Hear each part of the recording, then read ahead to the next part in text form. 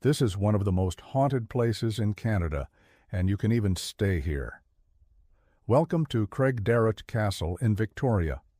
Built in 1887 by Robert D. Craig, a wealthy businessman from a long line of Scottish aristocrats, the castle took 5 years to complete. But when it was finished, it was the grandest home in all of Victoria. 5 stories tall with 39 rooms, including a 2-story library with over 12,000 historical books inside. The home also featured cutting-edge technology for the time, like electric bells and a state-of-the-art heating system. But unfortunately, the home was also built on the site of an old and very violent tragedy. In the 1840s, a man named Thomas Reynolds shot and killed his wife and 5 children before turning the gun on himself. And ever since then, the home has been plagued with paranormal activity. Now, despite the tragic history, Robert and his wife loved the home, and they were excited to raise their family there. However, almost as soon as they moved in, strange things began to happen. Doors would slam shut on their own, objects would move from one room to another, and they would hear the sound of footsteps in the middle of the night. As time went on, more and more tragic things began to happen at the castle. Robert's son, Jock, fell down a flight of stairs and was paralyzed for the rest of his life.